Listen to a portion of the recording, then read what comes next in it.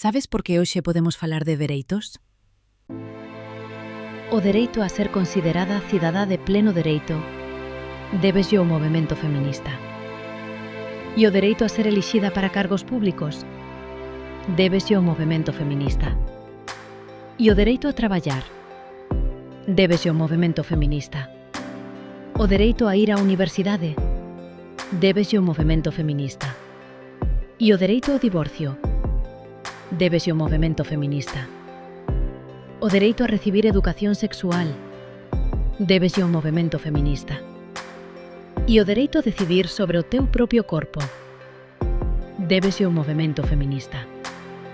O dereito a que se respecte a túa voz e o dereito a decidir sobre fillas e fillos débeslle ao movemento feminista. O dereito a denunciar e ser protexida débeslle ao movemento feminista. E o dereito a vivir sen violencia machista débeslle ao movemento feminista. O dereito a usar métodos anticonceptivos débeslle ao movemento feminista.